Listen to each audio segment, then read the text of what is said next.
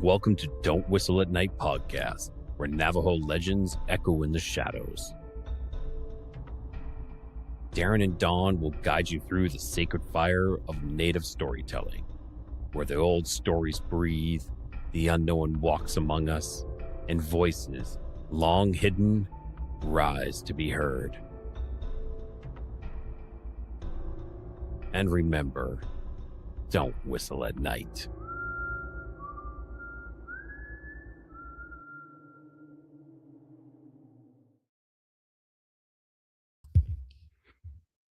Hello, everyone. Hello. Welcome to Don't Whistle at Night. We are broadcasting live on the United Public Radio Network, 107.7 FM in New Orleans. I'm your host, Don Yazzie, and my co-host, Darren Yazzie. Hey, what's going on, guys? Hey, there he is. There he is. So, who's the guest today, man? We got Jim Rollo. Jim Rollo. Is that right? Canada. Huh. Yeah. Really? I always like talking to the Canadians out there, the Turtle Island brothers out there. Whoa, NJSJ2XQ. Just seen you on TikTok. Hello. Hey. Oh, yeah. Yeah, I was on the TikTok live trying to tell everyone, hey, we're going live over here on YouTube, Facebook, jump on Twitch, whatever, just jump on. I download the TikTok thing for the laptop, so I'm trying to mess around with it, and got a lot of people want to share stories, so it's like a little tiny output out there to reach people as well. There's a lot of traffic up there, up in TikTok. What's up, Javon Colshell 24/7? What's up? Good evening, Dawn and Darren. Excited for this episode. Oh man, thank you. We're excited to bring it to y'all. Oh, here's Jim. All right, guest of honor. Here he is, Mr. Jim Rollo. Right here. That's me. Whoa, kind of foggy there, buddy. Whoa, just getting out of Woodstock. Oh, that's hot. Huh. Well, it's a good thing that I got a face for radio. Keeping it mysterious, huh? Keep it cloudy, mysterious. I don't know what's wrong.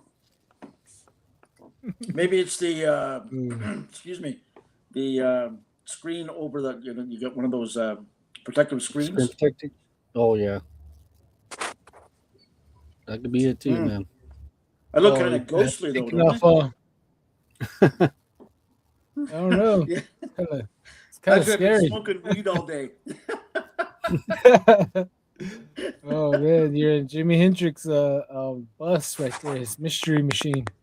Yep. Well, I am being stalked by a woman that I know, so maybe this is best. Oh. That's always good. Oh man. Oh no. She might be Navajo. Watch out. Yeah, she broke into my house. I lost a toe. What? Wait, what? You lost? I lost a toe. The only way that she broke the lock on the door, and the only way to stop her from coming in and killing me, killing the dogs, because in Canada, we have to triple lock our firearms. So by the time I could get a shotgun out, I'd have been dead. So the only way that I could stop her from coming in was wedging my foot between her and the door.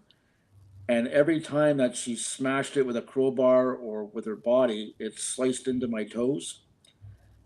They managed to reattach two of the toes, but the baby toe she crushed. So. Oh man, sorry to hear, man. Hey, I'm alive. My dogs are alive. Oh yeah, that's the ongoing joke was that she turned me gay and said, "No, rug burn on my elbows isn't the thing that I find attractive." All right, one second here. 1 second before we start. Let's read this one last comment, and then we'll start the show. At Benneth Scum 666 Yachts F from another Yazzie in Albuquerque. What's What's up? What's up, Ben? Scum 66. I'll just call you Scum 666 if you comment again. Thank you. All right. So, welcome, Mr. Jim. Hello. And this is your episode. So, feel free to introduce yourself and, yeah, tell us your stories all the way back from the beginning of your Sure. extraordinary life. It has been interesting. I live in Northern Ontario, which is a place called Sudbury, which is close to a place called Manitoulin Island, which it's the largest freshwater island in the world, but it also means Great Island or the Great Spirit Island. And a lot of things happen there. And I don't know why, because my heritage is Viking and Scottish. So I don't know why I've been led to the philosophies of the Anishinaabe. I mean, even when I was, Anishinaabe is Ojibwe. So I was out riding my horse one day and I happened to come across a sweat lodge.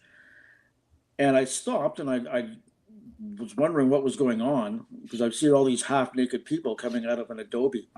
So I just nodded and smiled and went on my merry way. And I went to the barn where I kept my horse, and they told me it was a sweat lodge. And from there, I asked if I could go in. Now, it followed my philosophy that religion costs money. Whenever you get involved in a religion, doesn't matter if it's Catholicism or being an Anglican, doesn't matter. If you're going into an organized religion, whether it's whatever it is, it costs you money. But going into a sweat lodge to get a greater connection between yourself and the spirit, or the self and the creator, all it takes is just tobacco rolled in a red cloth, and you present it to the elder, and he accepts you in. And the interesting thing was that I worked for, at the time, an ultra conservative political party in Canada. And it bothered my elder, Herb Navigon, so much that he went to his elder. And his elder said, Jim is there to learn tolerance and you're there to learn patience. But he said, Jim, as soon as you opened up your mouth, I realized you weren't some nut job extremist. And we were friends up until the day he died. And it was incredible. And I learned a lot from that man. I actually got my prayer pipe from him and my spirit name, which is Gano Mandudam, Golden Eagle of the Loon Clan. And I vowed I would never. 1 second. 1 second. Can you say that one more time? Gano Mandudam. Ojibwe, huh? Golden Eagle of the Loon Clan. Golden Eagle of the Loon Clan. In Yeah. Ojibwe? Yeah. Well, nice. Ojibwe Cree, because Herb was both Ojibwe and Cree. So, okay. And there's a lot of, what I learned later is there's a lot of different dialects, even within the Anishinaabe Nation.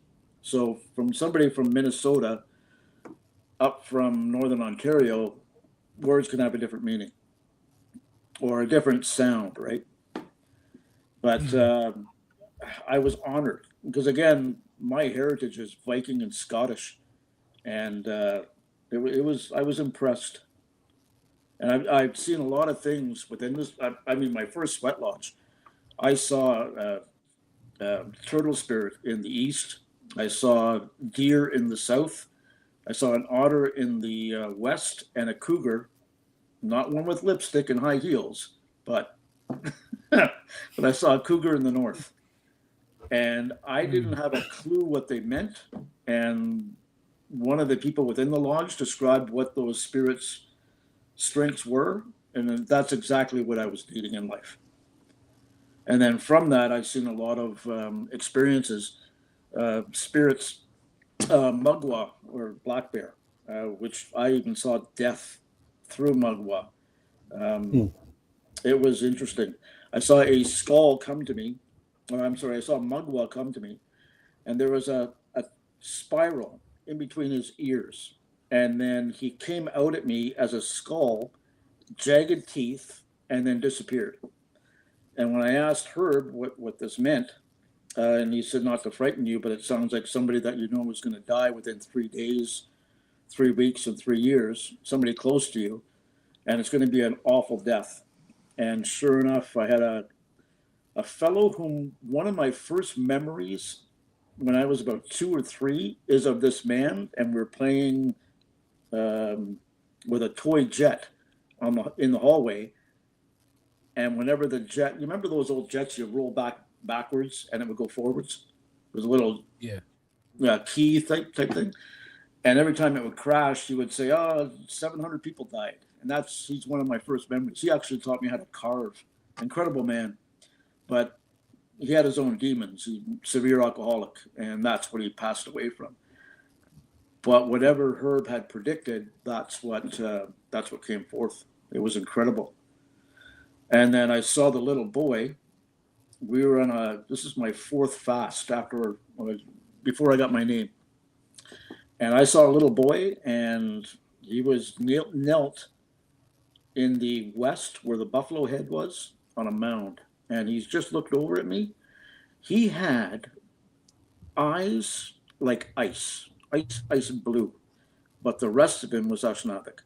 And according to tradition, the little boy brought all the teachings to the Ashnavik people, and he was blind. And one of the first things you notice when somebody with maybe cataracts or such, it looks that way, right?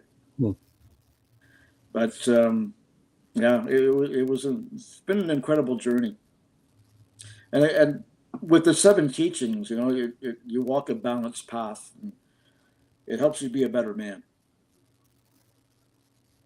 And one time when Herb gave me my prayer pipe, I was going through a bitter divorce, and it was over child custody. I ended up with 3 of the kids. But he said, "Jim, how's the pipe going?" So, "Herb, you wouldn't believe how many times this prayer pipe has saved my ex-wife's life." He just laughed. What can you do, right? Yeah. But before that, my first experience, I was about 5 years old, and I saw my first shadow man. He was on the bottom of the stairs. I was so petrified that I convinced my mother, and that's what I saw. She called the police. She called my dad, and the police did an investigation. Nobody was there, but that shadow man was at the bottom of my stairs. And we lived in a townhouse at the time, and it was built on a swamp. There's no history of anything that could correlate with that. It was incredible. Wow. So what were your parents teaching? What was the Viking history? We were raised with the United Church of Canada, which is a Protestant organization. My mom was raised Catholic, but I had no affiliation with Ashnavik police whatsoever, other than going to university and meeting a few. And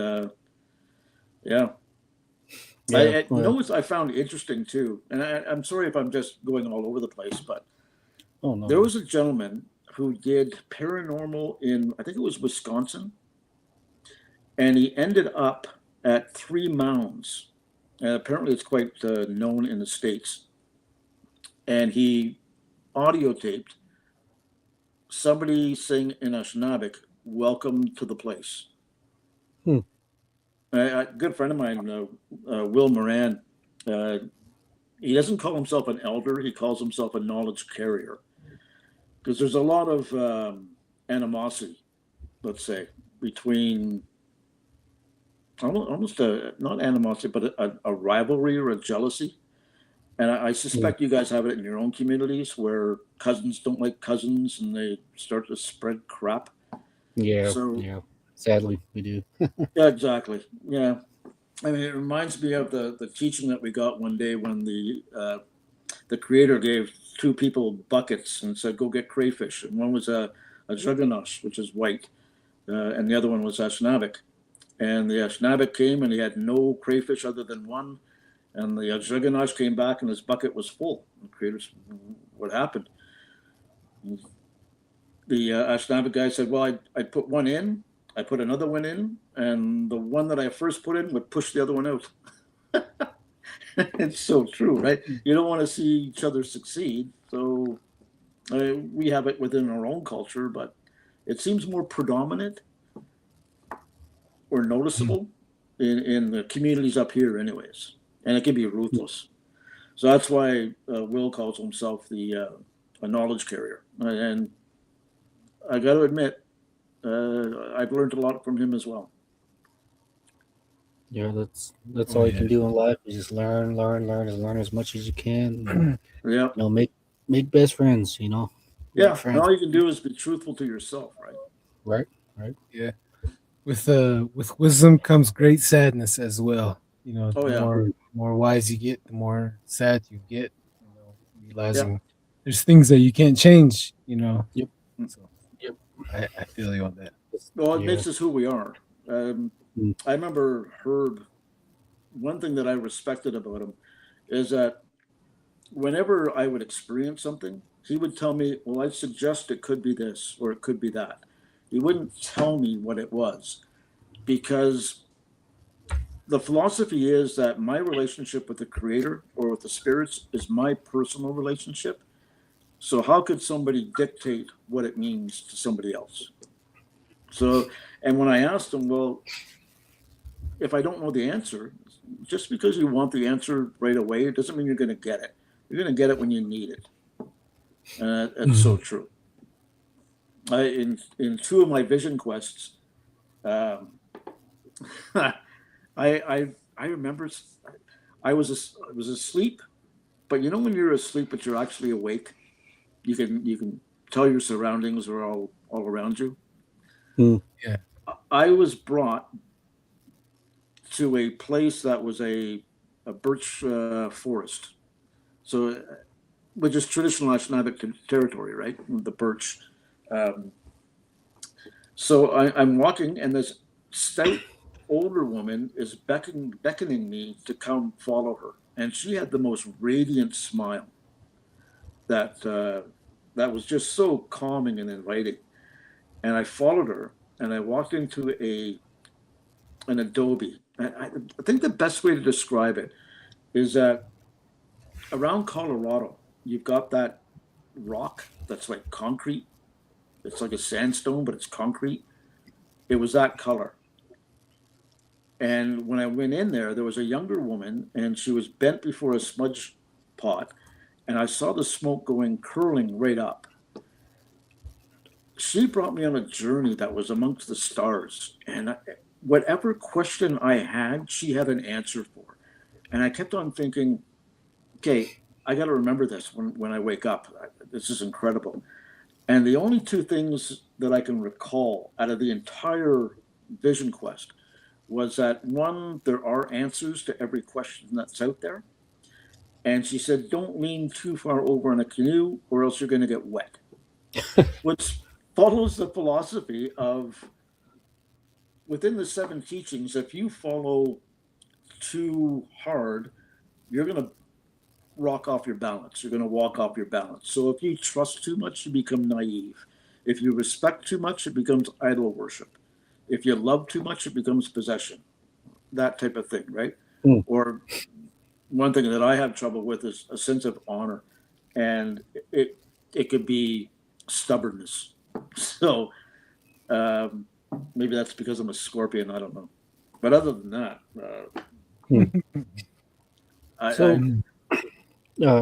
if you don't mind, do you mind sharing what the 7 teachings are? Or oh, sure. yeah, Within the sacred medicine wheel, which with Herb, because he was taught by a Cree elder, it's a bit mixed up. So in the yellow, in the east, it's the yellow, where the yellow man sits. And to him, the south is where the black man sits, the west is where the native sits, and the north is where the white sits. And then all the colors correspond with the different races. And which really made me wonder, I said, how long have you believed in this? He said, thousands, if not tens of thousands of years. Well, how come you knew about the 4 different races when you were stuck on Turtle Island? Well, the little boy taught us, which gave me some type of an affirmation. But within those teachings, you've got respect, trust, love, courage, wisdom, honor, and humility. And if you follow those throughout life as best you can, it brings you to a balanced journey in your path. So I try to live by that every day. And I don't take it as a religion, I take it as a philosophy. Right, right. Yeah, just a certain way of living, huh? It's Mm. certain code, like you say, don't lean too much on one side of the canoe, you know. You're, So gonna, you're gonna get wet. yeah, right. That Leave just that. makes Yeah. that makes more that makes sense, you know. That makes it's really funny that these that there was kind of humor in this in this teaching this person that you met, this lady, you know. Mhm. It's you would think that they would they would kind of be more serious, but it kind of it makes me happy that that they have humor. There's some knowledge and humor. All you have to do is look at the platypus. Right? Who's gonna stick a duck's bill on a beaver? Oh, Oh yeah, yeah, strange creature. yeah. Do you know how like crazy this creature is? Like it's they have no stomach. They They glow in the lay an dark. egg. Yeah, they lay eggs. They're poisonous, Yep. and they use like the electronic or electrical stuff in their beak to like sharks. They're a really odd creature. If you really look it up, you'll make you laugh. They glow in the dark, which is really weird. It's really weird, and uh, they they excrete milk from their skin. So Really? how yeah, like how weird is this creature? If you really look at it, it's a really odd. It's a Well, really that's odd. one of the reasons why I like Northern Ontario. We have no poisonous snakes, no sharks, no crocodiles. The only thing we have to worry about is bears and wolves and the moose. We actually more people get killed with moose than anything else. Yeah. Wow. 1 second, guys. 1 second, guys. Let's catch up with the viewers real quick. Z Sun Dragon 6461. Hi Don. Hi Darren. Hey, What's what's up, up? Z Sun? Says hi Jim. Hello. And Sally Fourth Alone says hello. Hello, Hey, Sally. what's up, Sally? Melody Alvarez 1378. Hello. Hey, Mal. Polar Nights from Twitch. I did have a strange encounters in Canada. I did meet a modest man from Quebec. It was like I was in the Twilight Zone. Really? Hmm. Sounds I don't. interesting messages, man. Yeah. Najoni Yeja. Good evening, I'm Don originally and from Darren. Quebec. Oh, really? Yeah. Probably talking about you. Yeah. um, Quebec's most interesting man. Najoni Yeja. Good evening, Don and Darren. Wanted Here. to stop by to say hello and listen for a little bit. Thank you, Thank you. Najoni Yeja. Fabian Perez. Hey, man. What's Hey, up? what's up, man? Amigos. Good evening, bros. Hope all's well. Little Wolf C13. What's up, Little Wolf? Hey, She's hi. Then damn Mika. IKEA James. I'll just say James. James Okay. 3993. Hello. And true to my tribe. Hey, 0918 clans. Oh, it's after 10 in Canada, so no clans after 10. Yeah. Do you know where your children are? You know where the children are. Okay, go ahead, guys. I don't know why I've had all of these experiences, but they all been beneficial. They've all been helpful. I only had one experience that was traumatic, and when I was in university, there was a professor at Laurentian, and he did the 2 o'clock wow syndrome, and that's where you feel your body is completely immobile, but you can still look around and think, and it feels like something pressing is against your chest, and it feels absolute evil. And I've had that experience. But I've also had other things that are completely opposite to that. And even some of the experiences that just um, broke down and made me cry because I needed it. That horse picture that you see there, that's my horse Winston. I'm sorry, Hmm. Wilson. And I trained him from a 2 year old. I watched Buck on Netflix, and I thought, well, I could try that. And sure enough, within 20 minutes, I was on his back and I was doing figure eights in a paddock. Hmm. Um, it was incredible, and I would take him out in the bush trails, which are endless up this way. And I'm going up a goat's path, and there's absolutely nobody around, nothing.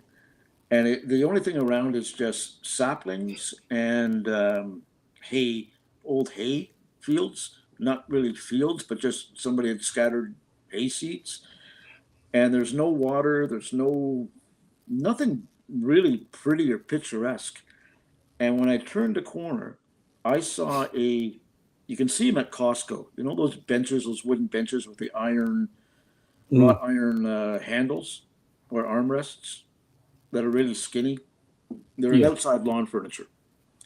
So I saw that, and right beside that was a blue toy steel baby carriage. And inside that baby carriage was a Raggedy Ann doll missing an ear.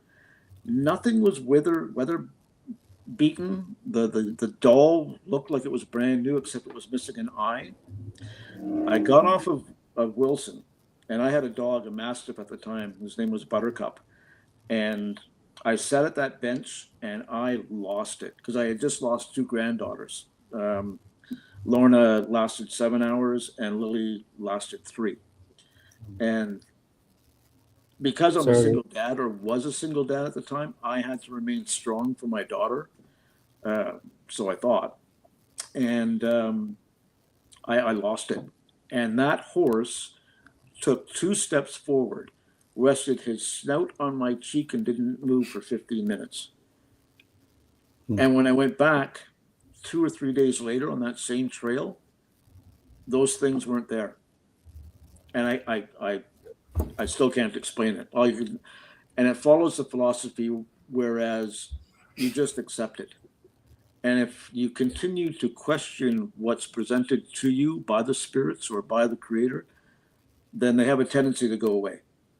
Because how many times have we all helped people and all they do is question you, why are you doing this? Why are you doing this?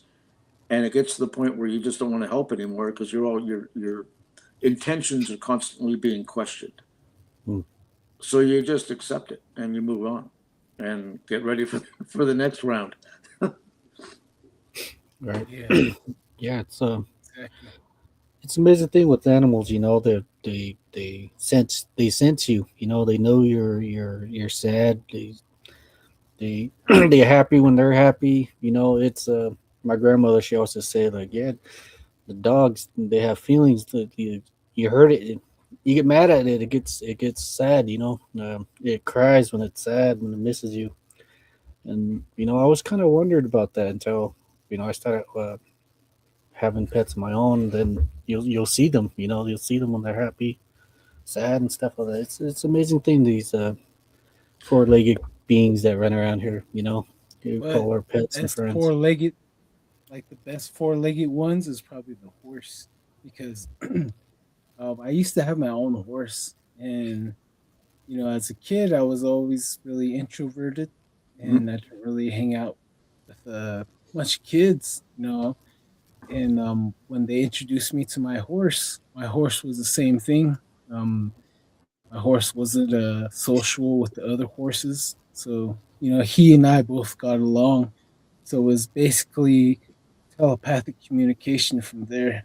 From a very young age, I always grabbed the horse by his whole face and just speak to it. With my mind saying, I love you, I miss you, how you doing? Just Yep. introducing myself. And then, like as I came into a adult, I always kept that no matter what horse, what ranch I was at. I would always, because I used to do horse tours in Miami Valley back in the day, the horse tours, and I would grab the horse and then just connect my forehead to forehead and just try to maintain the eye contact, and just say, hey, let's have a good ride. I'm not evil. You can see my eyes. You can see my heart. We're okay. We're Mm. cool. I'm cool. You're cool. let's go have a good time. Then I would saddle the horse and I would talk to it, because I know that's how you would choose your horse. If Yep. you're a social person, then go get yourself a social horse. And if you're an introverted person, go study the horse. And if you see a horse that's off by itself, then that horse is for friendship with two-legged because they're awkward themselves. We're awkward. So, two-legged and four-legged usually becomes best friends all the time, especially a horse. Mm. But There yeah, I was thought a I'd share that. no, thank you.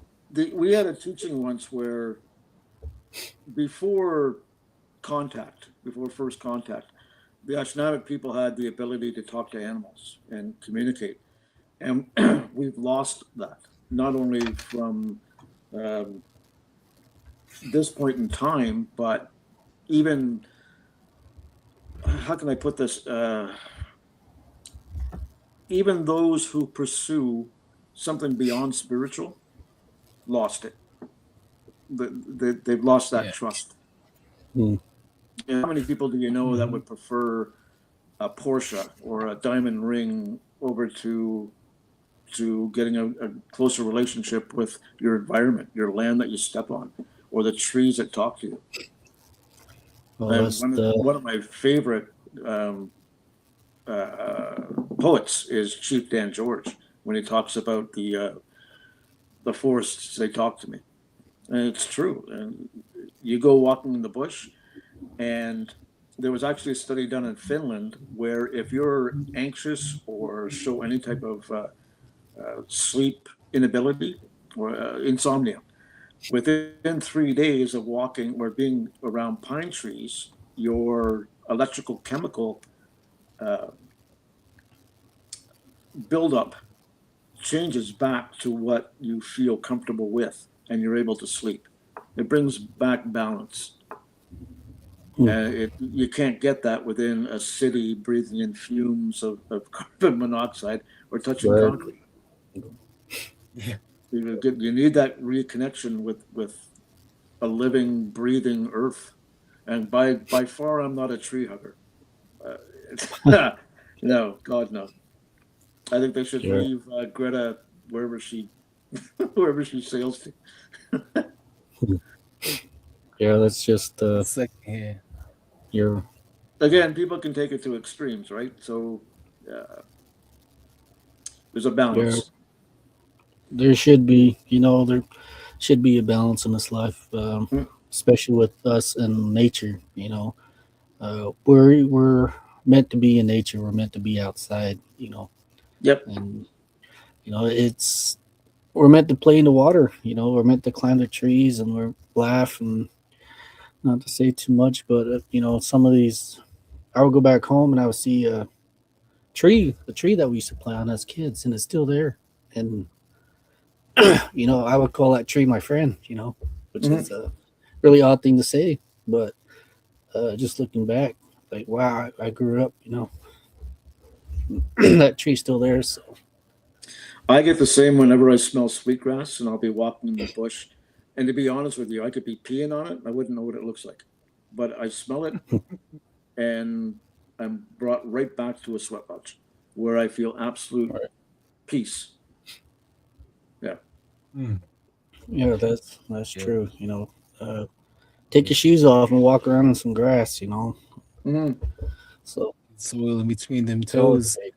Real quick, guys. Let me read these viewers real quick. And we'll continue again. Little Wolf C13 says, Yay, got the shout out. Thanks, Don and Darren. Hey, you're Hey, welcome, what's Little up, Wolf. Wolf? Nivea's Angel. Hello, y'all from AZ. What's up, Nivea's Angel? AZ Lyman 47. I made it. Sorry you're competing with the NFR. Choose wisely, AZ Wiseman, AZ Lineman. Mort Ali, hello. Hey, what's up, Mort Ali? Assalamu alaikum. Nivea's Angel, I was told there are pain eaters. I was told they are pain eaters. Wait, I can't remember which ones. Oh, it's talking about horses. Let's see here. Yeah. A horse won't cheat on you. No, that's true right there. Nivea's angel, they are connected to us, all animals. That's for sure. Mhm. Nivea's angels, diamonds and gold mean nothing. Oh yeah, that's for sure right there. Diamond and Yep. gold. All right, Can't eat Jim. it. Oddly enough, Comment. Sometimes we get really behind on comments. Sorry, but go yeah, ahead. oddly enough, I was at a place called Willisville Mountain. It's in between Sudbury and Manitoulin Island, and it's where what's it called? The different shields.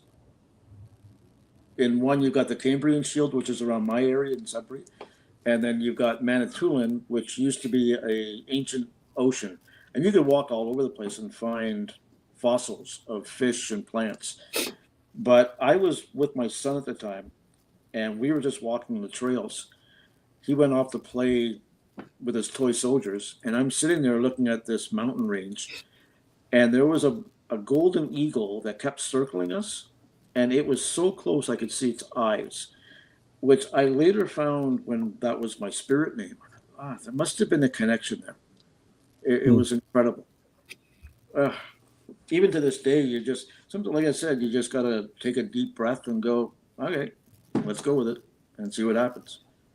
Uh, Mm. Well, you're being scattered out. I would say yeah, they found you found your place. So yep. that's always a good thing. You found your place.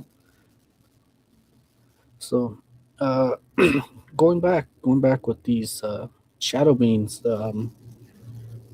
Was that the first time you seen one, or were there other incidents like this growing up in your youth? That was the first one was when I was about 5, and then after that, it was you would just be walking, and all of a sudden something would appear and then gone again. And oddly enough, my kids, when my daughter and my son were walking from coming back from a pool, they said, "Dad, you wouldn't believe what we saw."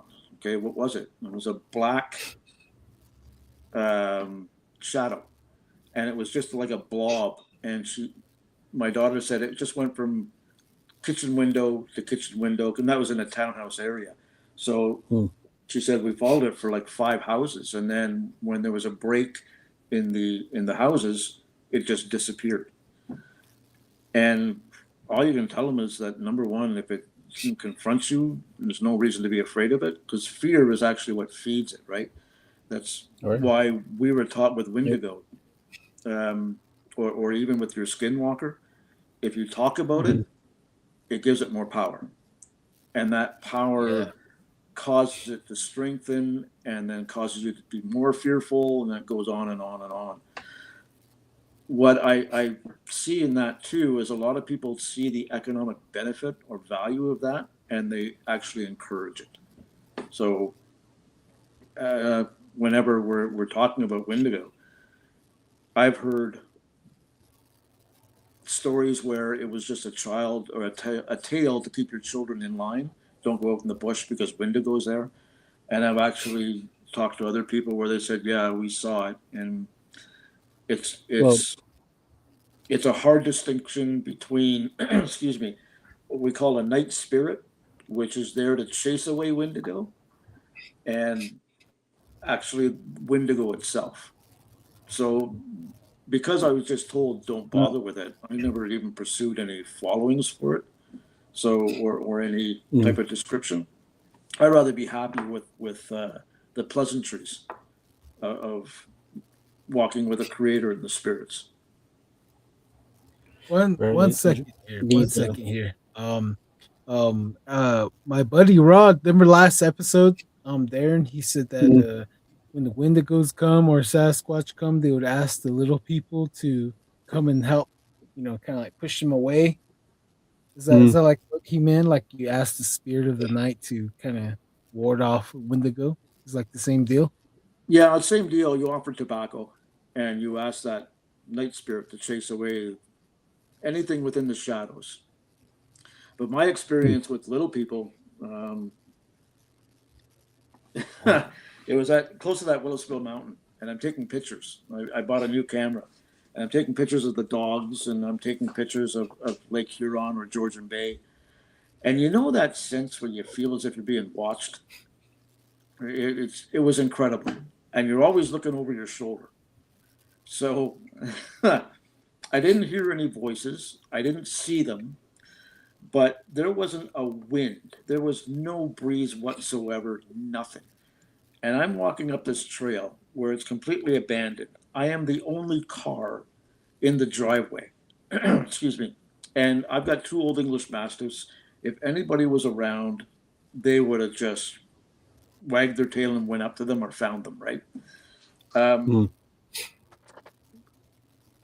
So I'm walking underneath a maple tree, and it was just a sapling, so it wasn't that big. I felt a branch knock my sunglasses off the top of my head. And these were expensive Armani sunglasses. Why I bought them, I have no idea. I just bought them for myself for Christmas. And I hunted a good 6 or 8 hours looking for those sunglasses within the general area, and nothing. So finally it got dark, and I had to go. I was an hour and 40 minutes away from my home. So I'm sitting having a Subway sandwich, contemplating what happened. So I called up Herb, and he said, it sounds like little people. So go back with a gift, bring candy. So I did, and then leave it at the area where your sunglasses disappeared. So what I did was I bought dollar store children's sunglasses, and I said out loud, I said, I admire your skill and your ability to knock the sunglasses off my head, but they're so big that your clan is going to make fun of you because you look silly, and because they're too big. You're going to look like Bug Eyes, and who wants a spirit name named Bug Eyes? Nobody. So I said, leave the sunglasses on my camera case, and I'll leave the other sunglasses right beside it. And I did. Now, this is like a $5,000 camera setup that I bought. And had anybody been there, they would have stolen it, right? I took the camera with me, but I still had 4 lenses in it and all the other batteries and other stuff. So I left the sunglasses. I went back, and the toy sunglasses were gone. I looked around, and I got screwed over again because my sunglasses weren't on top of the sunglass or on top of the camera case. But within 3 or 4 feet on a limestone rock was my sunglasses, and they were perfectly folded and put down so they wouldn't be scratched. Now, I had walked around that area 5 or 6 times, and there was no sunglasses. We're taught that little people are helpful, but they're also playful. Just don't piss them off. And then they can be very destructive, let's say. So they're very mischievous. Yeah, they can mischievous. Be. But when they're little human beings, right? And we've all got our own little personalities and traits. And some of us are idiots, and some of us are helpful, and some of us are practical jokers, like myself. Oh yeah. I got that in common with you. Yeah. 1 second here. Nivea's Angel. I will watch this later. Thanks for another show, gentlemen. Have a great. Have to run. Hey, drive safe, Nivea. Stay safe. BCast 33. He's from Quebec. Is that right? I was born in Quebec. I'm from Northern Ontario, Sudbury. Okay.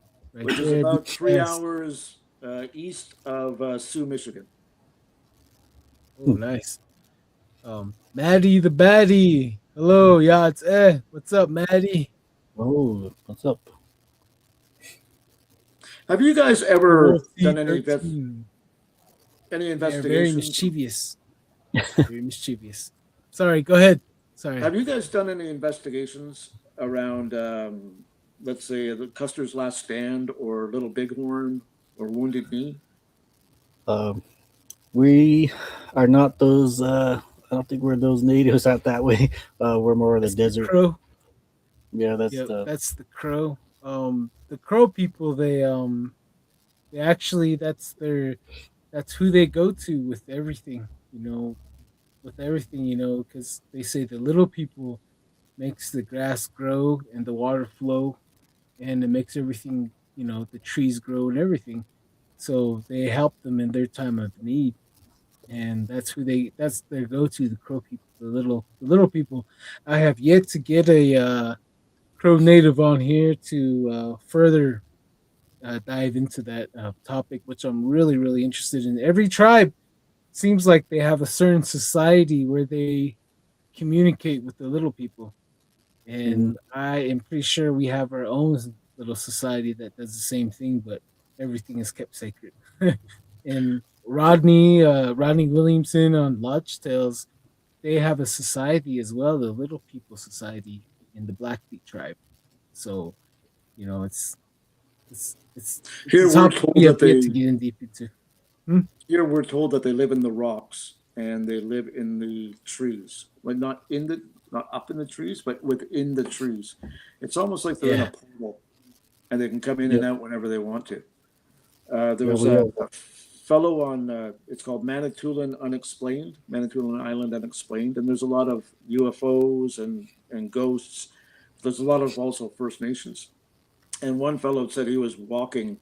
He was part of the Medewin Lodge, which I don't know too much about because they won't allow non-natives in it. Um, they do a lot of shaking tent ceremonies. I've been to one of those. Um, that's where I experienced the spirit of Bigfoot or Sabe. Um, but from that, he said he was walking collecting birch bark because they believe that within birch bark, or I'm sorry, within driftwood, reside animal spirits. And when you look closely, you can actually see the image of whatever is presenting itself. And he said he was sitting there having a smoke, and one little person came out. He saw him plain as day. The little person looked at him, and he walked right back into the tree. hmm. Which Yeah, I these don't judge. these Go for it. If that's what's happened to you and you saw it, who am I to judge or who am I to question? I may have questions about what was he wearing or what was the purpose of him showing himself, but I don't have any doubt. for sure, just like this Sasquatch, people see them. A group of people see them, Mhm. and it comes with a lot of questions with itself. And the whites, they get their first hype off that was it Bill Gibson video filming, and Yeah. that's pretty much the go to. But Well, even a bit Native, before that, with who's that guy, Sir, somebody who did Everest, the first Everest yeah, climb. they have the footprint, right? The Yeah, the Yeti. footprints. Yeah. Yep. And these Native Americans, we all have stories. They've been around forever, Mhm. and Well, up mm, here, they're protectors of the water and of the forest. that Hmm. and that's the best thing about them. They're for us. They're medicine. They carry medicine with them. It comes with teaching. And on my side of the reservation, they um, come with a bit of forcing. You see one. I was always told that great change going to happen to you. In the area, and sure enough, it did. It might have took some time, but this Sasquatch, yeah, so as we call them, the Navajo Nation. If it wasn't for the encounter that we had, I wouldn't have met Don, and this podcast probably uh, wouldn't have gone the same way. So, for that, wherever this Yates is, Mm. uh, yeah, thank you. A lot of stuff's coming from it, man. I tell you this, that I never thought I would be um, talking live. Don and I were talking this week, and we're like, dang, bro, like I never thought I would be on Spotify. You know, people listening to us. And we're meeting a lot of really interesting people, and it probably wouldn't have happened if that Bigfoot, didn't appear. So Mhm. to that, um, a lot of stuff, a lot of positive stuff's coming our way, and we're talking to a lot of different nations out there, and uh, each episode is comes with its own blessing, and it's amazing. It just gets really amazing nowadays. Every Well, Sunday. more people are more You open to guys, it. yeah, I mean, just yeah. what Nowadays, hmm 30 years ago, what we believed in was considered unlawful, and we'd end up in jail. Right, for real, you're right, smoking right. the devil's lettuce. Yeah. I know the Yeah. you guys need to watch go on Hulu, try to get Hulu and look up Blood and Myth. It's about the UPEC and the little people, and it ties in with the little people, murder, crime, so it has a little bit of all that mystery Mm, involved. And one of the encounters of the actor that became a murderer, they told him, the little people told him that you guys need to speak your language again. You need to practice your culture again. You need to sing your songs again. That's one of the that's what they told him. So I'm just like, mm. Was wow. he a murderer before he met the little people? No, no, after he Oh, encountered really? them, and you got to watch So, the whole thing. They mess with him. They played tricks on Wow. him. He was an alcoholic before, so I guess he started like like the seven sins, you know what I mean, like you were saying, the yeah. seven teachings. He started to show pride and access, like gluttony, uh partying, drinking, and just liking all that attention, and that made him a huge target for the little people that he encountered while he was fishing. And then Wow. they influenced him to strangle his mom.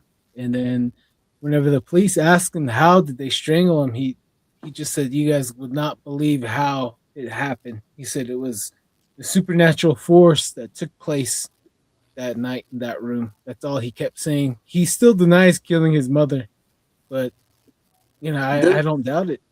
there was a court case that happened back in the mid 80s on Manitoulin Island. And the guy murdered his neighbor or somebody within the community. But he explained it in a way that the judge said this is culturally acceptable, and they let Mhm. him off. Now, his argument was that he believed that the man whom he killed was possessed by the bear spirit. And when the bear spirit becomes so powerful, it could overwhelm that individual. And if you notice how a bear walks, it walks with the front leg and the rear leg on the left side. It goes out at the same time. And when it works on the right, it goes the front and the back go out at the same time. So it's basically like two people walking together, walking upright, one right after the other. And he said the bear spirit, he did everything that he could traditionally to rid this man of being possessed by the bear spirit. Finally, he got a sacred spear. He had it cleansed and blessed by various elders who were well known in this area. And he ended up stabbing this guy and killing him, and the judge let him go. Cultural awareness, right? Right up here in in Canada, anyways, we have restorative justice. So First Nations have a lot of power on sentencing, Oh yeah. and Mm, it overrides much of the colonial. I hate that word, but Yeah. the imperial court system, which is more punitive than it is restorative. Mhm. yep. Well, Those in Canada is called Royal Court, right? Something like that. Yeah, we have Westminster Court, so but in uh, Quebec you have Napoleonic Court, which is you're guilty until you're proven innocent. Here we have innocence until proven. It still costs you tens of thousands of dollars to prove your innocence, but It's three different justice systems within Canada. Wow, I would have never guessed that. Mm. Well, But well, murder I is know. murder, and rape is rape, Right, and robbery is right. robbery. But Mhm. the sentencing varies. When you come from a dysfunctional family, although it's got its limits to its excuse, you still know the difference between right and wrong. But if you've never been taught about consequence, or you've never been taught that, 'cause I don't know about your communities, but in a lot of Anishinaabe communities, there's no sense of possession. What your neighbor has is yours. What do you need 5 cars for? One's mine. So it goes on to that, right? And it was completely um, competitive against Western types of justice. So Oh, it yeah. caused for a lot of problems and a lot of misunderstanding. But now we pretty well addressed all that. Yeah. Hmm. Wow. It's a lot of But work we're on going all both over the ends, place, eh? Canada and yeah, it's a lot of work between America and Canada still. Yeah, At the well, end of we've the all got day. our problems. We've all got our Oh problems, yeah. and so long as Mhm. one thing that bothered me the most is that here I am I'm not Ashnavik, unless the Ashnavik went from Northern Ontario to Scotland. I have no connection whatsoever. And I felt embarrassed or somewhat ashamed because I knew more and I followed more than many of the kids in communities didn't have a clue. So how could I used to work with troubled kids, and a lot of the troubled kids were First Nations from remote communities. Um, I'd be giving them teachings. And how do I, as a white guy, for no better lack of terms, be teaching somebody about his culture? And it was brought to my attention. He said, when you look at that medicine wheel, every color is divided equally. There's no dominance. So within that medicine wheel, you have as much right and as much ability to learn about the creator and about traditional ways as a black guy, a yellow guy, or a red guy. Okay, that makes sense because we've all got strengths and weaknesses, right? And we can, so long as our intention is to help and not hurt, which is basically the philosophy. Okay, that makes sense to me. So I felt a little less intrusive or less intrusive into somebody else's culture that wasn't mine. But these kids were completely, they've been around alcoholism, sexual abuse, parental abuse, physical abuse. So whatever they could grasp at, here it is. And I've had kids call me up 20 years after the fact where I used to teach them, they thank you. If it wasn't for you, I'd be dead in a ditch. So I have purpose. Hmm. Well, So thank you we're going all for over the place, your right? work. We went from spirituality from this. Sorry. Oh no, it's all good. It's all good. This is the radio, and this is Well, covers all aspect, because Yeah. not a lot of people understand the growing up on reserve in Canada or reservation in America, because we deal with a lot of that, like trauma. That's what alcoholism is everywhere, but what gets passed down is trauma, yeah. generational trauma from the Yeah. last generation on. So that's what one of the huge factors, huge key that really really does it. It's just the generational trauma. Mhm. And thank you for the work you've done. And gonna pause But you real quick. Let's catch up with the viewers really fast. Uh, Little Wolf 13 Lodge Tale story about the little people. Oh yeah, Rod. He told us about the little people last few weeks ago. Yeah, that was a Hmm. few weeks ago. Thank you, Sun Dragon, for welcoming everyone and being friendly to everyone. Thank you, brother. Noel 3069. What's the movie on Hulu? Blood and Myth. Blood and Myth on Hulu. Very great movie to watch. if you ever get a Let's chance, see watch the here. movie Smoke Signals. Oh yeah, that's I love that. And actually, they made a remake, eh? they made a Hello, remake. Andrea. They made a Nah, part two. I think that's AI. I think it's the AI one. No. Andrea Nez 6465. Yeah, hello, Andrea. Hey, what's up? Um, I She's got a seen the pretty picture of smile. it. I think it's AI because it has a it doesn't look real. So I was looking at it, I was like, no, they're trying to fool us. Noel 3069, thank you. Blood and Myth got that. Thank you. Oh yeah, you're welcome. Speaking of like you were saying ghosts earlier, let's bring this up right here. This is the best that I can do.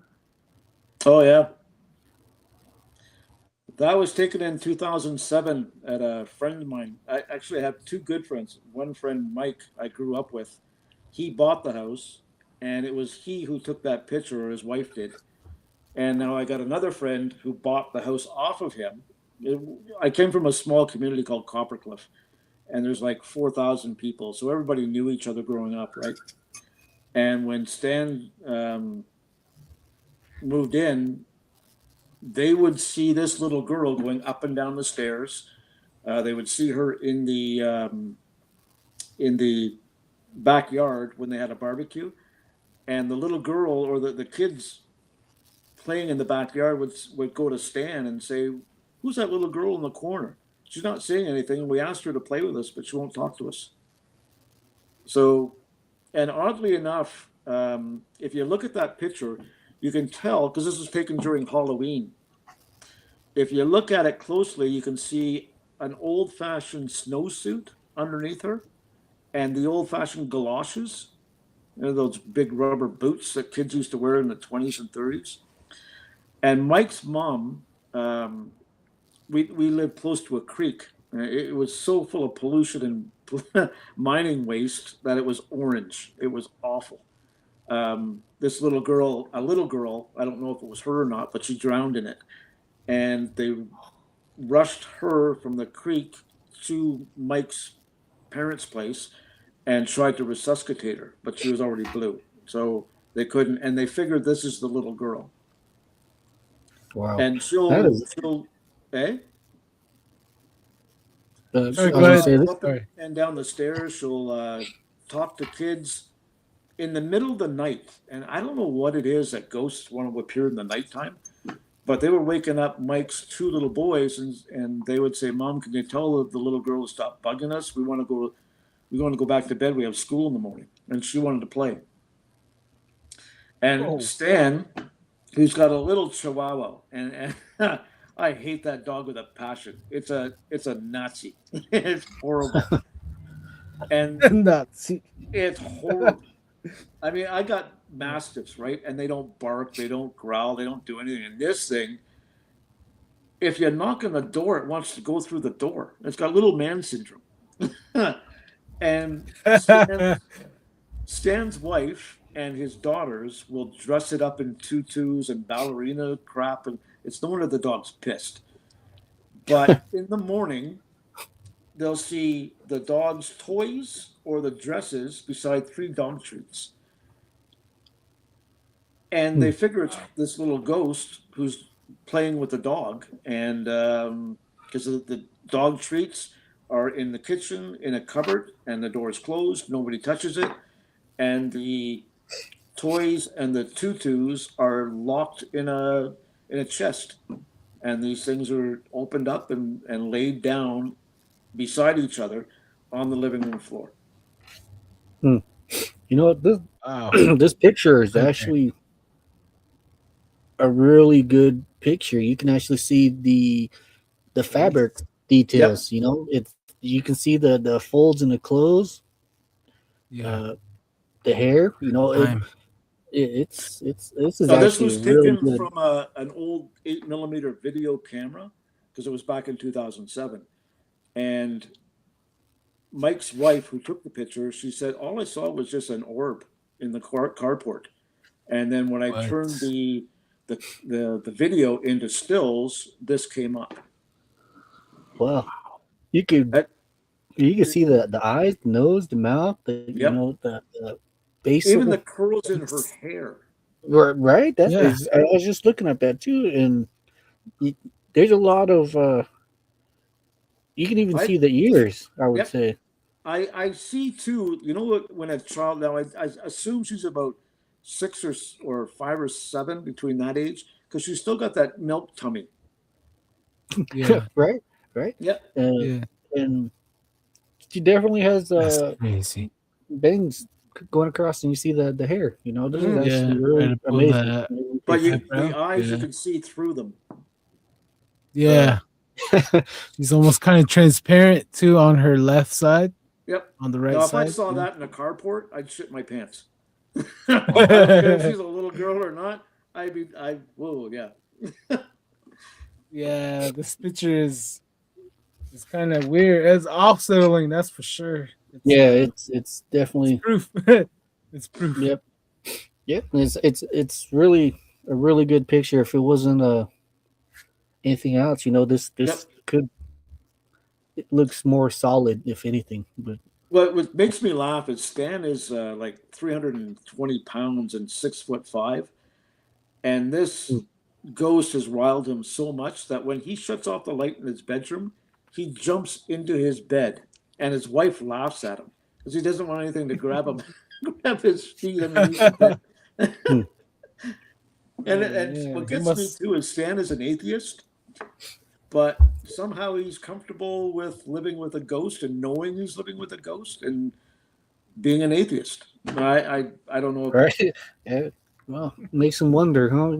Maybe, Yeah, I find uh, that a lot of atheists are more anti-religion or institutional religion than they are about anti-creator, anti-God. hmm, And I also find a lot of atheists, they take it takes on a religion of its own. They want to disprove you rather than just say, "Oh, okay, you believe what you want to believe, and I'll believe what I want to believe and walk away." No, they oh got to yeah, prove you wrong. You can't. No matter how much you try, it's basically your own personal experience and your own faith, right? mm, Mhm. well, Yeah. some people just want to This argue, is so uh, it's just the way it is, and I'm pretty sure it's gonna be the same way afterwards. But well. The reason even why I asked about the if you guys have ever done any investigations in Wounded Knee or Custer's Last Stand, they've done a lot of investigations at residential schools. I don't know if you guys have them up your way, but in Canada, they would take children away from communities and take the savage out of them and put them into a school where they were abused or killed. A lot were educated, but their culture was completely stripped. Whereas if you spoke your language, you were beaten. And the Catholic, there was one up around Spanish where my elder Herb was thrown into. He said they had the Jesuits, the Brotherhood, mm, and whenever the kid would speak the language, they would force him to sit on a steel chair and electrocute him with a car battery. wow, And it got to the point where whenever they had dignitaries come in to inspect the school, that was a form of entertainment. They would actually do it. And I've been sitting around some of the healing circles where there's still grandparents who experience that.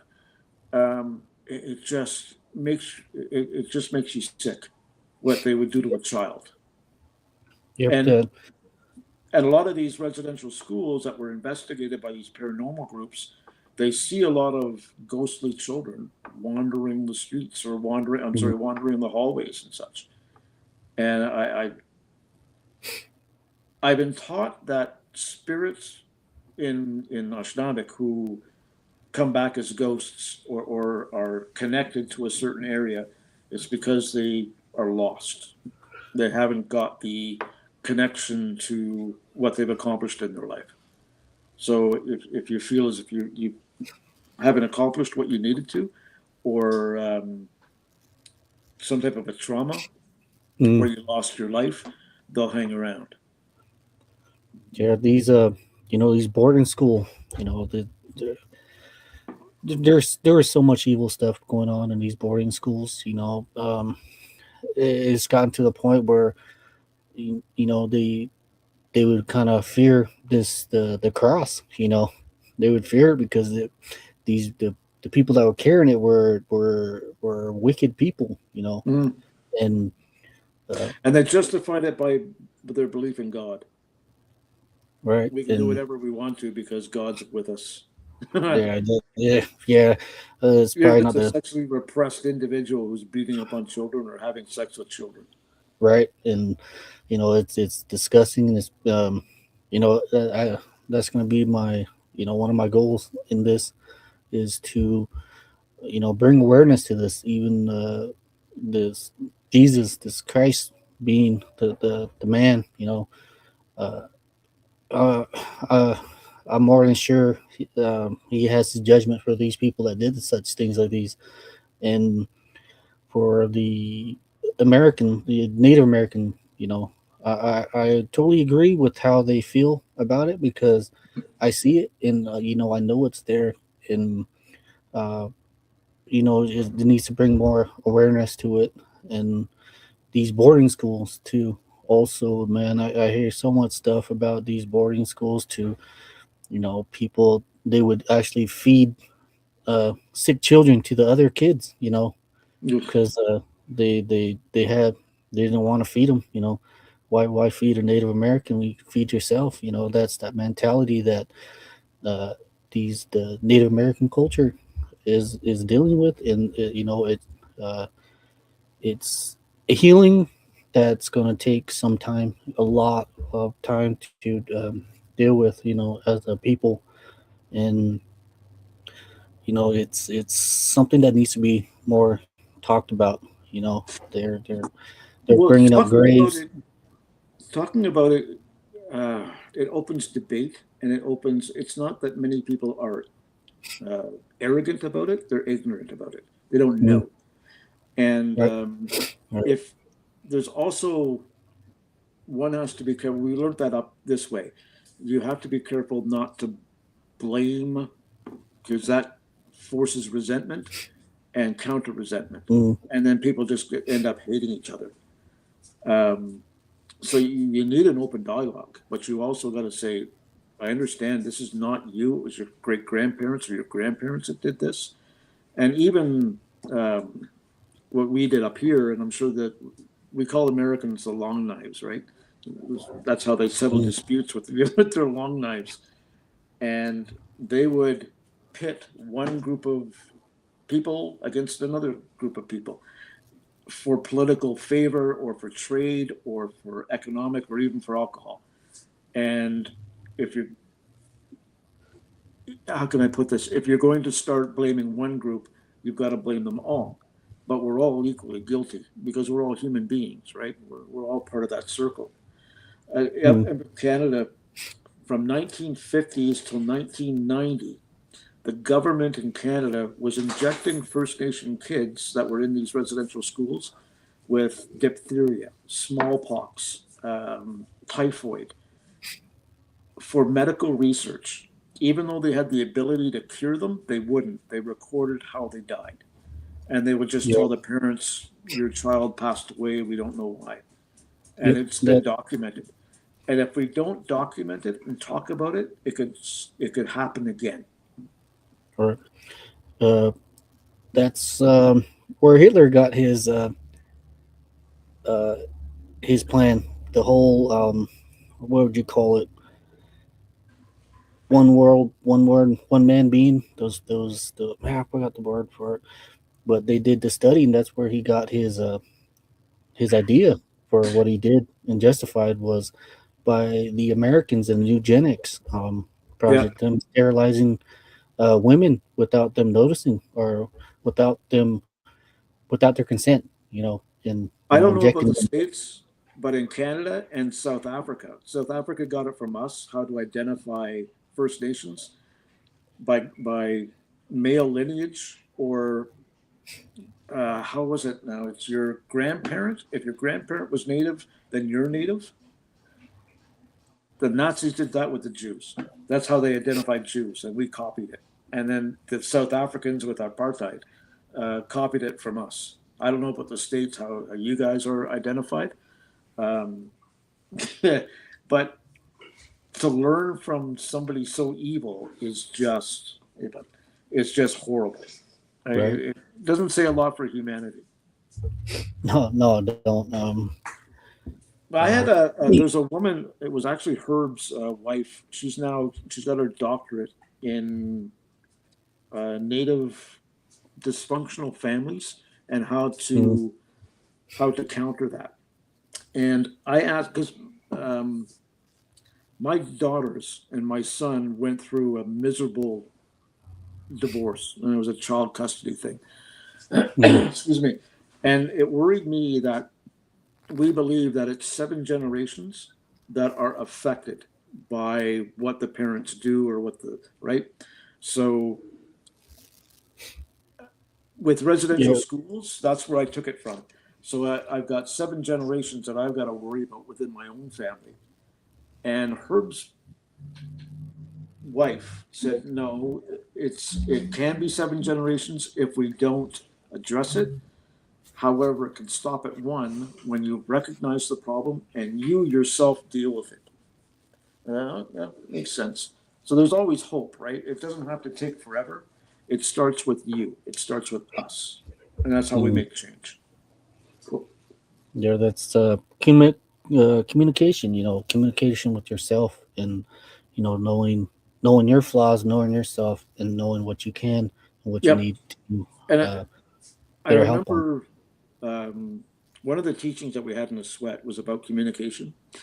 It's got communication is how we have a relationship with anybody, whether it's a store clerk, our spouse, our parents, you name it. Now, that sense of communication is extremely strong, but extremely weak. And we can easily break that link with certain steps. If we stop talking, we stop listening. When we stop listening, we stop caring. When we stop caring, become frustrated and apathetic. And when that happens, we start to hate. And when you start to hate somebody, you can justify anything upon another human being that's absolutely vulgar. And it all starts with a simple, "Hey, how was your day?" Right. And listen for the response. Well, Uh, we're I was just we're meant to talk. We're meant to interact with each other, and it's really a unique thing when you meet someone with the different aspect of life. And as for me, I beginning to talk with a lot of different Native Americans out there, which is really good. And you get to see you get to hear and see them. And they have their stories, and you can sit there and you have the ability to laugh with them, share a joke, and just have everybody just get along. And it's a good thing. It's really good. It's a beautiful thing to hmm. laugh with other people, another set of people out there. Um, and that's one thing that I'm really happy to do on this podcast, besides talking about the spooky stuff. And it's just the ability, it gave me a chance to talk and communicate with other people like yourself, Hmm. and if it's that communication that you're able to pass on knowledge, uh, you're able to strengthen someone's mind, encourage them, to be like, yeah, you can do it, do it, you can do it. Here's how you can do it, or here if you need help, that's the whole purpose of communication. What do you It's part of the 7 teachings. It takes courage to communicate. It takes courage to have your feelings. Yeah, and you got to talk. You can either bless or curse someone with your mouth, your tongue. Um, Words have uh, power. yes, they do. And they say sticks and stones can break bones, but words can never hurt me. That's a pretty straight up lie. They can scar you. People, Yeah. And yeah, they'll scar you. There's a lot once of that hate. word is, I was taught that the word is like an arrow. Once you let it go and pull it out of its quiver, you can never bring it back. Once it's Yep. hit its target, there's nothing you can do. It's And the damage is often done. when you apologize and you repeatedly do it or say it, then that apology is as empty as water, or not water, as empty as a water bucket without water. Hmm. So it's it's again, it's also about touch. I was taught, which is it it's completely different when my being the dominant society, when we shake somebody's hand, and I was always taught this. That's why I don't like my son-in-law, because he shakes my hand like a dead fish, and it pisses me off. But with Ashtanabic people, when you shake somebody's hand, all you do is touch. It's because my focus and my attention is on what you have to say and how you present yourself to me rather than the handshake. And for Hmm. us, the handshake is more dominant, right? A You're firm right. handshake means respect. And it's kind of like putting somebody down on their knees. And it took me forever to learn that lesson. And finally, I've got it. Whenever I'm around Ashnavik people, that's how you shake hands. That's how you greet somebody. You Hmm. simply put your hand out and it's touched. Yeah, okay. Because I respect you enough not to intimidate you or not to force myself upon you. No, I Right. like that. Again, Yeah. it's part of the philosophy, right? You know, it's a good thing. You know, people. You know, they find their ways in life, and as for you, you know, you found your calling, your way of life through the seven teachings. You know, Mhm. and you know All that's right. Can always a you guys good. hear me now? All Right? right, Yeah, Kim. we got you. Oh, And okay. Finally. All right. Sorry. it's that you know, it's a teaching, good teachings. You know, like you said, you don't need to be the same race or the same color. You know, good teachings is it's good. It's good all the way around this world. You know, this Turtle Island. You know, just giving someone giving someone some good water is always a good thing. You know, Mm. so Isn't it um, strange though? Now they're finding out that your words can. Hey, Jim. Yep. Um, what other paranormal stories do you got for us before time's in? Sabe, I Yeah, was oh, at a yeah, Sabe. yeah. Go for it. I was at Yeah, a shaken if you tent can tell us ceremony, how. Okay. um, and I'm sitting there after my session within the shaking tent ceremony, and the tradition is that you bring your question or your request or whatever to the shaking tent ceremony, where the elder will act as a go between yourself and the spirit. And I asked my question, and it was his response was completely oblivious to me. I still don't know what it meant to this day. But I went back to my chair. Now, within the chicken tent ceremony was a community center, and it was shaped like a horseshoe. So there's the windows are all closed, and the doors are all shut. It's completely dark in there, and there's three tiers of chairs around this the within the horseshoe shape, and above that is a hallway. So a friend of mine is standing on the hallway, and I'm sitting down. And he said he looked over his shoulder, and a light, almost like a plasma ball, he said, was coming straight at him and actually threw him into the wall. It was so powerful. And he saw it come right over to me. And it was then, um, I can't be specific that actually foretold what I'm going to share with you now. Is that I'm looking down at the floor trying to contemplate what this elder had said to me. And I looked over and I saw a thick, hairy set of legs right beside me. I mean, thick. And I slowly looked up and I saw muscle. I saw a tummy that's all hair.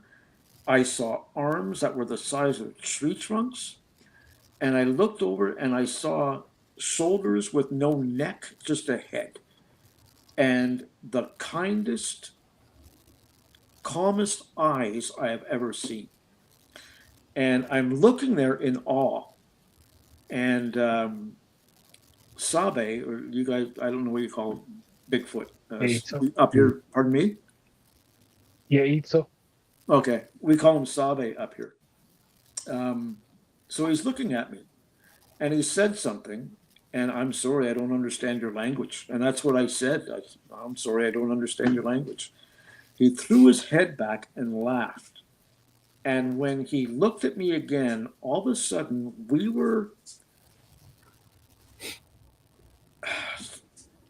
I was on sitting with him on a wooden, I'm sorry, on a flat stone gray fence, and we're just overlooking a valley, and it's a full moon.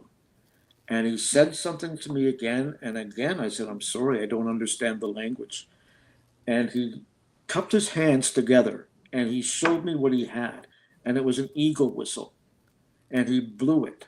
Oh. And then I've been looking for an eagle whistle, and we believe that if an eagle whistle is, if you're intended to get it, you'll eventually find it, or you'll somehow it will reach you. That's how I got my pipe. That's how I got my turtle rattle, my drum. Everything just seemed to appear without me asking for it, but knowing that I was going to get it. So he blew the whistle and cupped his hands back again after he showed it to me, and we were right back at the chair, or back in the shake and tent ceremony place. And that's again when my friend said, all of a sudden that ball of light that was right beside you all this time just disappeared. And that's what happened with Sabe, because I'm looking at him. I looked down on the floor, and I looked up again at him, and he was gone. And I can't explain what he said, other than I know it was there for comfort and direction. That's all I can tell you. But it was incredible. And here's a guy verifying that he saw a plasma light, and he even told me all of that before I told him about what experience I had with Sabe. Yeah. But again, I've always sought truth, right? I've been on ayahuasca journeys. I've been on peyote. I'll never do that again. I'll never do peyote again. It tastes like crap. How was ayahuasca? I hear a lot of bad. I heard some bad negative experience from ayahuasca. Did you see a black serpent or a I dragon fall. type of deal? Yeah, the black serpent was there, but she wasn't. She wasn't mean or anything like that. She just showed herself. But I found ayahuasca to be a grandmother spirit, and the peyote to be a harsher grandfather spirit. I mean, I only had 4 teaspoons, and this was part of the American Indian Church that is allowed to Yeah. conduct that ceremony within Canada. Ayahuasca you can do from Joe Blow, but I was with a shaman from Peru that came up to Sudbury to conduct the ceremony, and people were doing tea and going around in circles, and then an hour or so later they would do the shroom itself, or the flower itself, and then another time they do jello with peyote inside. So they were pretty well screwed. I mean, I'm looking at people with bug eyes. It was so bad, but they were all. There was only 2 of us that were not First Nations that were there, and it was all done in accordance with tradition. Even though peyote is not part of the Anishinaabe culture, it's where you guys are from, right? But my body simply said, "You don't need this." The 4 teaspoons was enough, but for every 1 teaspoon of that stuff that I had to have 4 cups of water because it was so awful, the taste. And the elder was saying it's because the spirits were telling you didn't need it. You didn't have to be there. You were just doing it to experience it. But I talked to a blue piece of wood that was hovering in front of my eyes for 4 hours. And I was getting color flashes 4 days or 5 days after taking that stuff. I really didn't get anything out of it other than whatever I'm doing it right. And now the question again is being a parent and being a single dad, you're always questioning yourself, right? Especially if you got their mother who's constantly putting in the propaganda. and you're constantly looking over your shoulder. And I needed reassurance that I was doing a good job. And this block of wood said, "Yeah, you are." But the ayahuasca, a lot of people were purging. That's throwing up, right? Or belching. Yeah. And I didn't. Yeah. I was good with it. And again, the shaman who was there said it's because you had no evil within you to purge yourself. No, you came with true intent, and you don't have anything to be ashamed of. So nothing came out of your body or your spirit. I experienced death through ayahuasca. I got to talk to people whom passed away that I miss, and I got that reassurance that they were okay. Um, I the death part. The best way I can describe it is that it was almost like I was underneath flowing ice because I saw all the geometrical of a snowflake and ice, and I'm going underneath it. And all of a sudden, I was in a dark limestone cave, and uh, I saw torches. And then from that, I can't even describe who brought me out of there. Other than, do you know those wine or those rum bottles you see from Jamaica that are all different kinds of colors with different yellows, oranges, greens, and it's like a brown blob that's kind of looks like an overweight woman, but it doesn't. Mm. That's the Like best way. Sailor Jerry's, Pardon me. kind of like the Sailor Jerry bottle type of deal. I don't even because I don't drink. So, Oh, okay. Oh, okay. Never mind. but I'm but trying to I've seen remember. it in the liquor store. Sounds familiar. And Oh. it's kind of reminds me of an abstract Aunt Jemima. Does that make sense? Mhm. Yeah. Yeah. So Yeah. that grabbed me by the hand and led me into different areas. And I was in a job with oil and gas, and I'm dealing with absolute scum. I mean, these people would shoot their mother for a buck. It was horrible. Yeah. But it paid the bills and it gave me what I needed As out of there- life. So nod and smile while you bend over, right? So I questioned that, and it said, "Don't worry about it. It's just bringing you to where you need to be." And yeah, now I'm comfortable, Mhm. so I'm doing well. I also got some indication of what's going on in the future, and that turned out to be true. It was a very very good experience. And again, I don't like throwing up, and I didn't purge.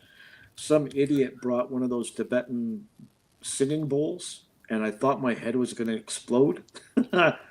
But then the shaman changed their song, and the person stopped the bowl ringing, and everything brought me right back. It was a good. And what people when you open your eyes after taking it, even though you're still on it, um, you don't have that fogginess. Your eyes are open. You're wide awake. You talk normally. Everything is fine. And some people were actually talking to the star people. I've only got 10% left on my bar, even though it's plugged in. So I don't know if I leave you, it's not my fault.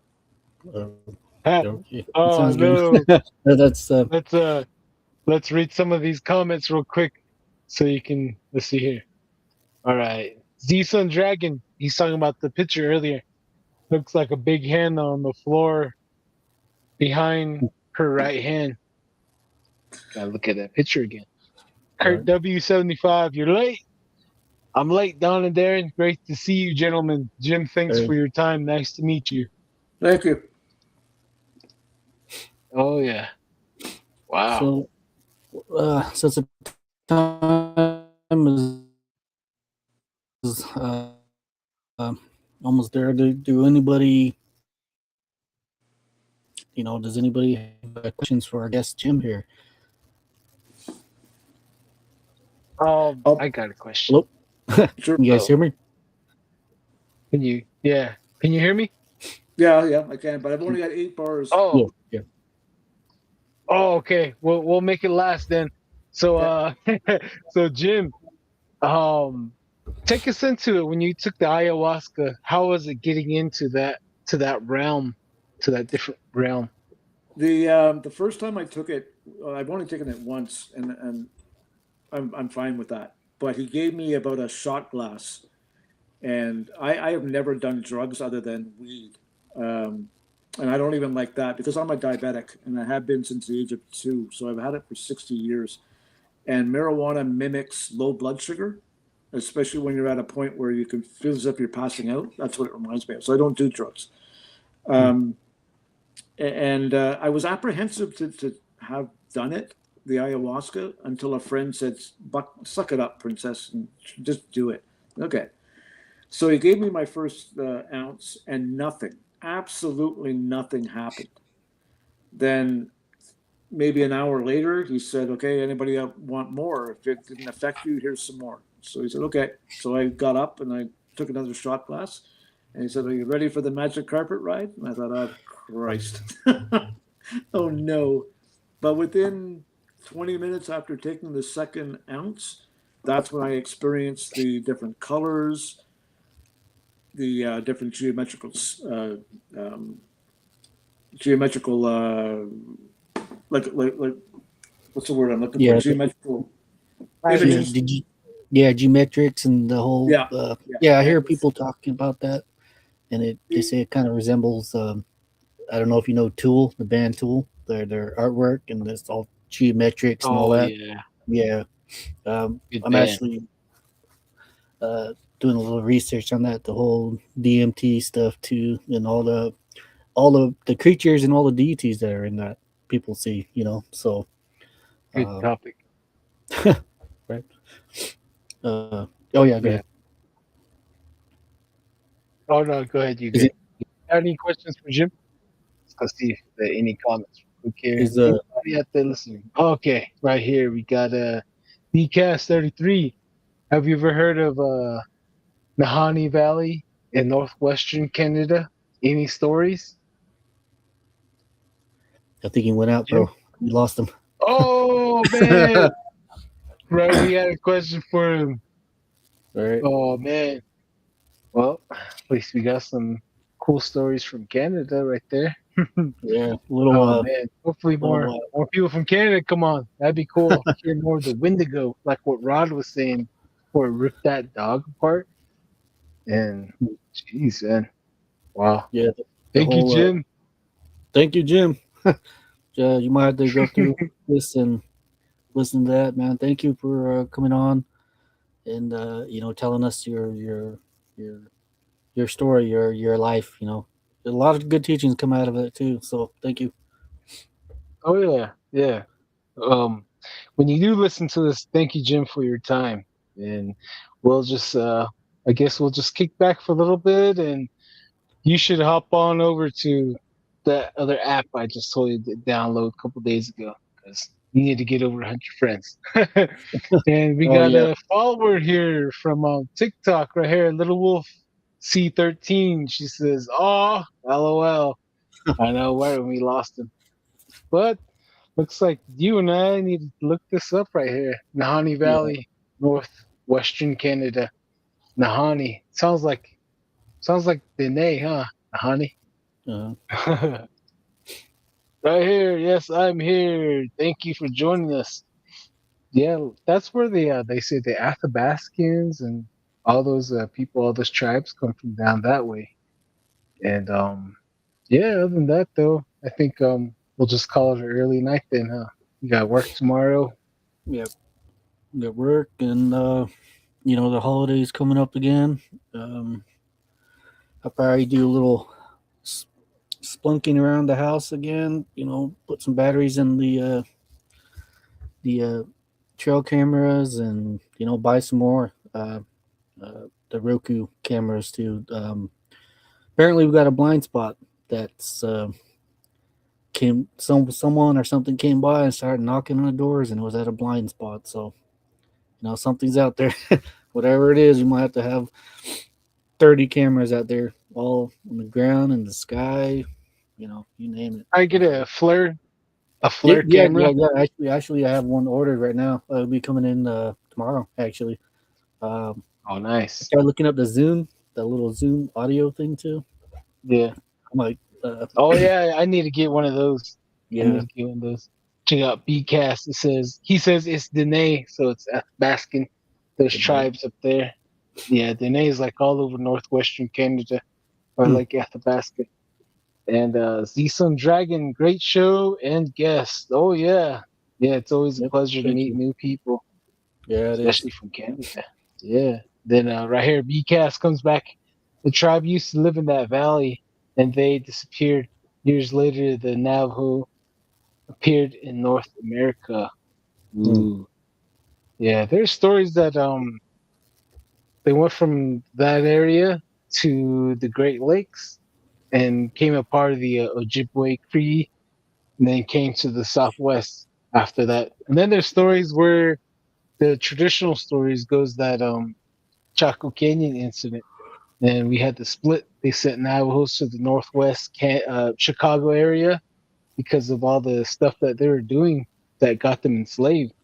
And then then the ones that were enslaved, they got freed and they got sent to the story goes they got sent to Alaska area.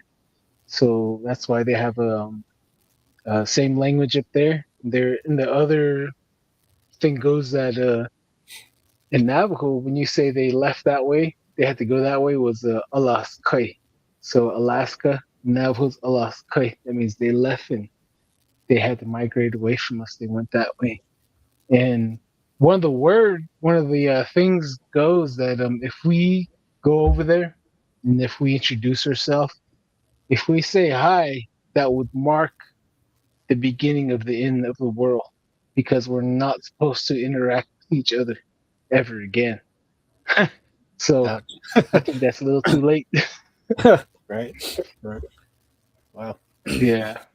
So it's vice versa in the Navajo cultural aspect. And with the evidence, they did find Navajos. Then they find the Pueblos mixing and creating a whole new blended cultural blending. And they found 2 to 3 campsites where they found Athabascan and Pueblo. Reason why they mixed was because the Spanish came into the area and pushed them out to Kansas area. So they had a combination of Hogan and Pueblo buildings out there. And they also found many of them too in the high mountains of New Mexico. And from that area, they said that they found Hogan and Pueblo style buildings. It's like a combination. And then all around that area, at the bottom of the mountain, there's a Anasazi type dwelling all the way around. And then when they went around that archaeological site on the bottom, they found a lot of skulls all the way around. I guess they found those people that were living on top of the mountain. They had like slings or something because all the skulls had holes inside of them.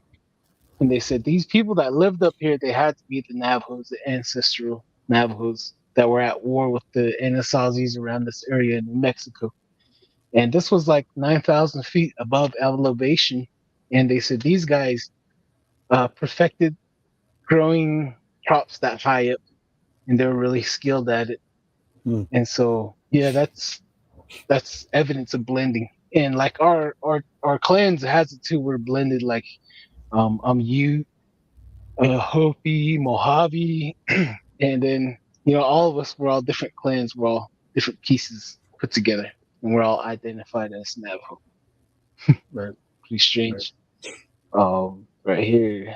Oh, Crazy Coyote. He's quiet the whole time. Here he is. Crazy Coyote 13. From what I hear, we left the Great Mountains area. Oh yeah, that's what. Hmm. Yep. Because we carry that DNA of those ancestors in the Great Mountains. We carry 9%, and Lakota Sioux carry 11% of that DNA from the Great Mountains. Is what I remember reading. Crazy Coyote. Then there was a song that the Polynesian Hawaii sing about their mother. Oh yeah, Changing Woman. She taught us many. She taught us some songs, and she got on the boat to go to the west. And she said she had to be a mother of another people, so Huh. she left and she became mother of the Polynesian Hawaiian, possibly. Wow. Pretty cool. BCast 33. Oh yeah, they did the DNA splicing of the Polynesians, and they found out that the Polynesians and Native Americans mixed 10,000 years ago. So that's receipt right there. Hmm. BCAS 33. We are separated by a river. Canada, DNA. The Navajos freed Pueblo slaves from Chaco and Asazi. Yeah, it's a very. That's where it goes in the Great Gambler, the Medicine Men, and the Holy People, and it also deals with magic. Yeah, pretty dark stories there in Mm. Chaco. Crazy Coyote, that song, the Hawaiians Polynesian sing sounds Navajo when I played the RE4 remake. Hey, Crazy Coyote, send that to me on Messenger. I would like Right. to check that out. Sounds very interesting. Our siblings, our brothers and sisters. But right here, BCAS right here says Nahani Valley is also called the Headless Valley. They used to find dead people with no heads. Lured to the locals in the area. Oh man, Mm. that reminds me of something. They said that in our culture, if you go after Sasquatch, he's gonna destroy your head. They said that it's always gonna be your head. There's gonna be a rock on your head, or a big boulder on your head, or a big boulder on your tent. Just flat out smush you. Yeah. And the no heads, I remember like from the Navajo culture, they called us the because whenever we would kill an enemy, we would crush their heads flat like a tortilla. And then everyone that was watching, different tribes, they say, "Why'd you do that?" They say, "Because when this man goes into the underworld, he won't find his head." And that's what the Hopi call us too. Tesavado for male, Tesavada for female. So it translates to the head rock crushers, like like they crush the head with the rock because the Hopis always seen the Navajo beat their enemy, no matter who the enemy was. They always seen the Navajo beat them, and when they beat them, they grabbed the boulder and stood over their head and just smashed it flat, and then they walked off. pretty, Wow. pretty Uh, dark. yeah, yeah. History gets pretty morbid sometimes. Wow. Yeah, but it's uh it's the past. We all got to know the past to not repeat it. Like a lot of things that's going on today, a lot of the past is being repeated in politics. Like Mm. a lot of things that's going on is reminds me of what happened in Germany. In the 40s and 30s. Um, See here, Crazy Coyote. Something else to think about: why build in canyons unless you're hiding from something that can't climb rocks? Huh. That's very interesting, huh? I know Sasquatch can climb rocks. He's a real great climber. But I think it's more of a human, and a lot of them built in the canyons to avoid each other, to avoid maybe even other creatures.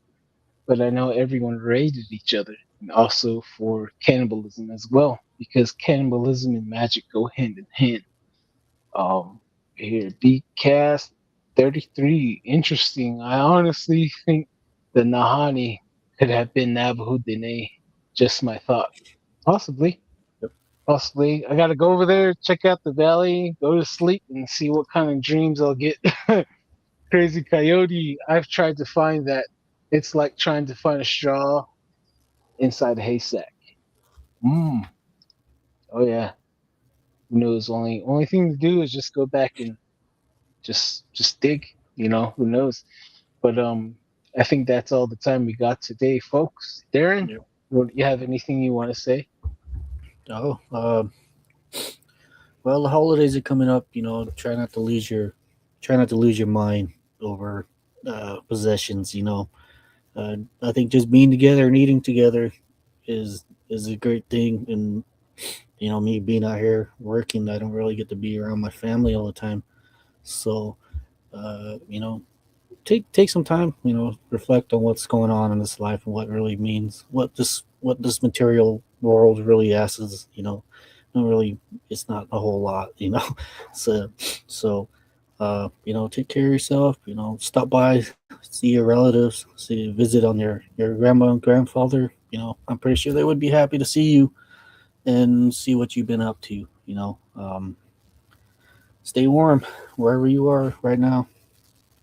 And thank you for listening to another episode of Don't Whistle at Night podcast. We're trying to get on to. Well, I'm trying to get on spot. Oh man, what was that one? What was that thing? what was that thing called? TikTok. Uh, TikTok. TikTok. Yeah. I'm trying to introduce myself in the TikTok, and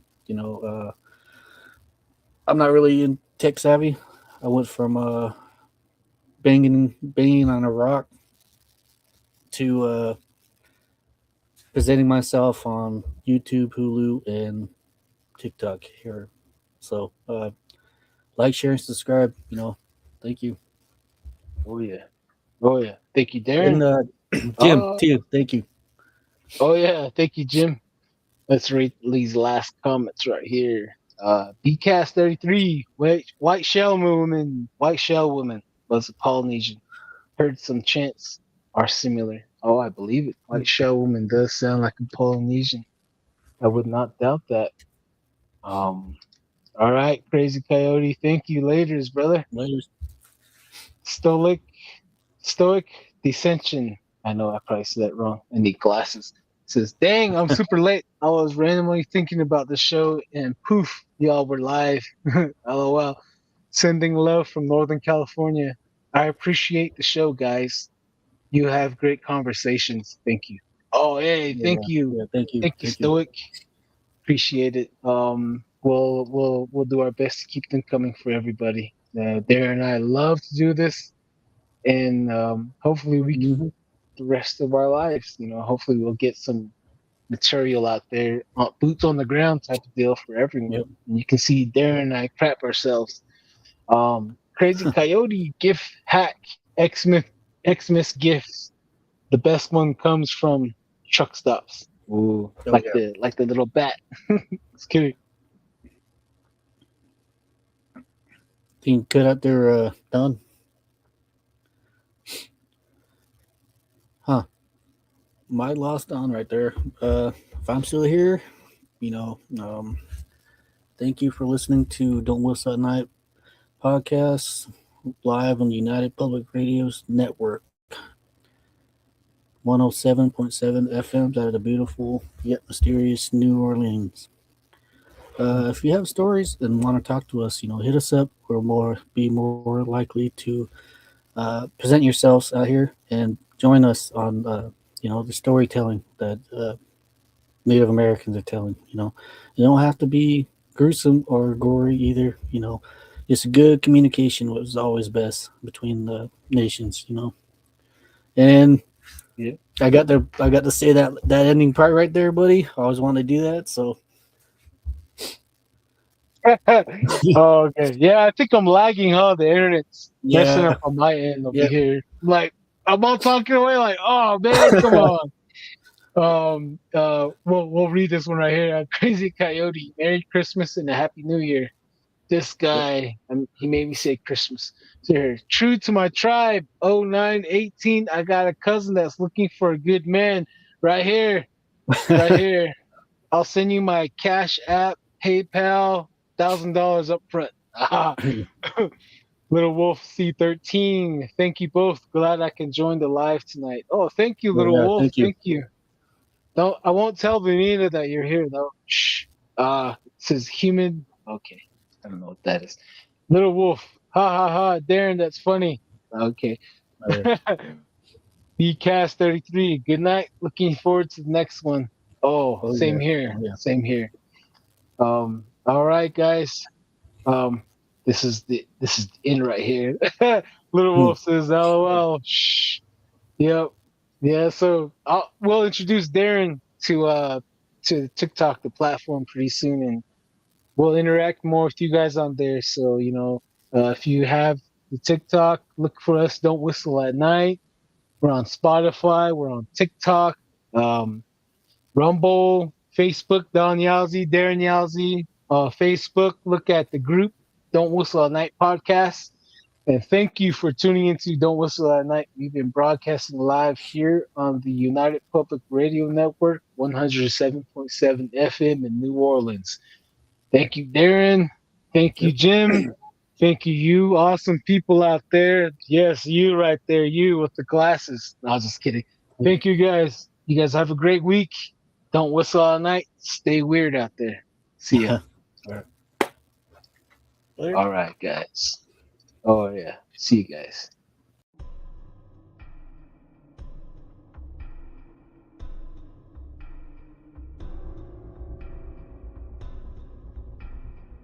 Welcome to Don't Whistle at Night podcast, where Navajo legends echo in the shadows. Darren and Dawn will guide you through the sacred fire of Native storytelling, where the old stories breathe, the unknown walks among us, and voices, long hidden, rise to be heard. And remember, don't whistle at night.